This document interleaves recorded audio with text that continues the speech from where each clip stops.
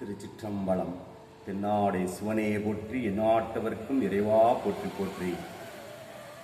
நிறைய சகோதர சகோதரிகள் வாழ்க்கையினுடைய விருத்தியில் வாழ்ந்து கொண்டு இருக்கக்கூடியவர்கள். எதற்காக இந்த உலகத்திலே நாம் பிறந்தோம், எதற்காக எண்ணற்ற துன்பங்களையும் கஷ்டங்களையும் அனுபவித்துக் கொண்டு இருக்கிறோம் என்று நிறைய பேர் வாழ்ந்து கொண்டே இருக்கிறார்கள். குறிப்பாக பெற்றோர்கள், குழந்தைகளால் கைவிடப்பட்ட பெற்றோர்கள், மனைவி மக்களுக்காகவும் வாழ்ந்தேன், என் வாழ்க்கை இப்படி ஒரு அழிவு நிலையை சென்று விட்டது என்று வேதனை அடையக்கூடியவர்களை பார்த்து கொண்டிருக்கின்றோம். நம்முடைய உலகத்தில் எல்லா மொழிகளிலுமே அன்பு என்று சொல்லக்கூடிய அந்த வார்த்தை இடம்பெறாத மொழிகள் எதுவுமே கிடையாது. எல்லா நாடுகளிலும் எல்லா மொழிகளிலும் பேசக்கூடிய ஒரு முக்கியமான வார்த்தை அன்பாகும். அந்த அன்பின் அடையாளமாதான் ஷாஜஹான் மும்தாஜின் மீது கொண்ட அன்பின் வெளிப்பாடுதான் தாஜ்மஹால் ஆகும். கரிகால சோழன் மக்கள் மீது கொண்ட அன்பின் காரணமாக கட்டப்பட்டதே கல்லணை. ராஜாராம் மோகன் ராய் பெண்கள் மீது கொண்ட அன்பின் காரணத்தினால்தான் சதி ஒழிப்பு சட்டமானது. காமராஜர் அவர்கள் ஏழை குழந்தைகள் மீது கொண்ட அன்பின் காரணமாக உருவாக்கப்பட்டதே மத்திய உணவு திட்டமாகும். அன்னை தெரசா இல்லாதவர்கள் மீதும் வறுமையில் வாடக்கூடியவர்கள் மீதும் கொண்ட அன்பின் காரணமாதான் எத்தனை இன்றைக்கு கருணை இல்லங்கள் அவருடைய சேவை மயமானது சிறப்பாக செயல்பட்டு கொண்டு இருக்கின்றது.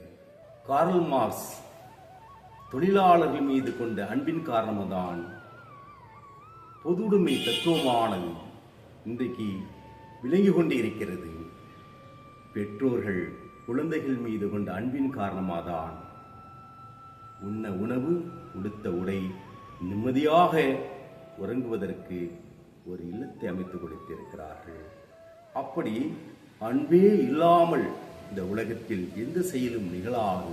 எல்லா உயிர்கள் மீதும் அன்பு செலுத்த வேண்டும் என்பதை திருவள்ளுவர் அவர்கள் அன்புடையார் எல்லாம் தம்குடையார் அன்புடையார் என்பும் உரிய பிறர்க்கு என்று அழகாக எடுத்துரைத்திருக்கிறார்கள்.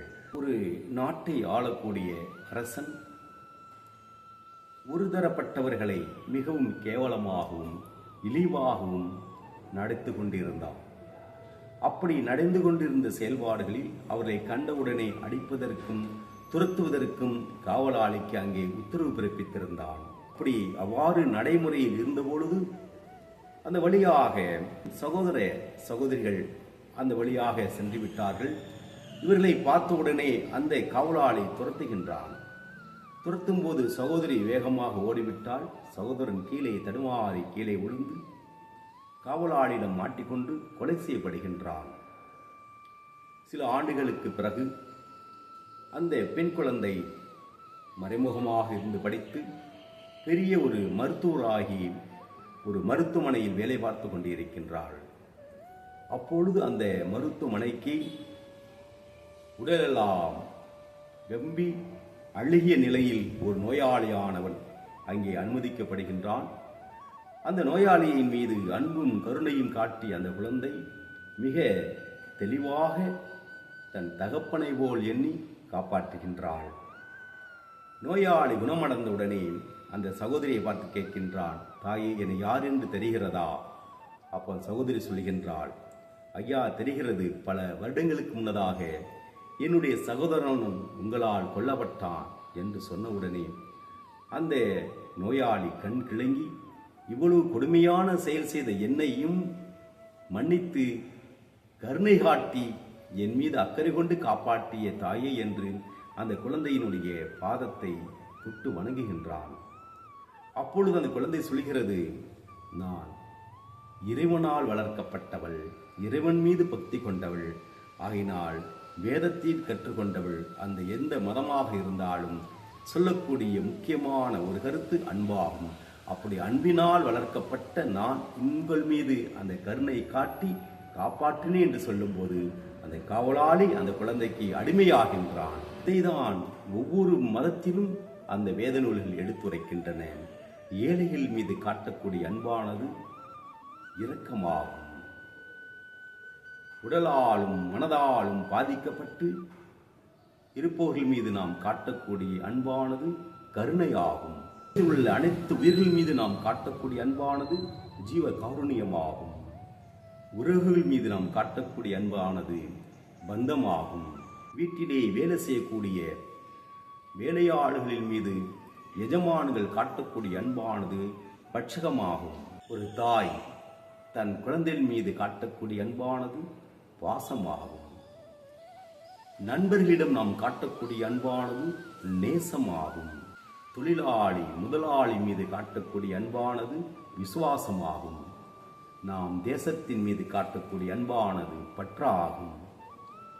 இறைவன் மீது நாம் காட்டக்கூடிய அன்பானது பக்தியாகும். இதில் எது மாறுபட்டு இருந்தாலும் வாழ்க்கையில் பல பிரச்சனைகளை உருவாக்கும், துன்பத்தை உருவாக்கும். ஆகையினால் எல்லா உயிர்களிடத்திலும் எல்லா மனிதர்களிடத்திலும் நமக்கு எதிரியாக இருந்தாலும் துரோகிகளாக இருந்தாலும் ஏமாற்றவர்களாக இருந்தாலும் அவர்களிடத்திலும் அன்பு காட்டி அன்பே சிவம் சிவமே அன்பு என்று வாழ்கின்ற சமயத்தில் யாராலும் நம்மளை ஒன்றும் பண்ண முடியாது. ஏன் நலனிலும் தரக்கூடிய நமச்சிவாய நாதனை வணங்குவோம். திருச்சிற்றம்பலம்.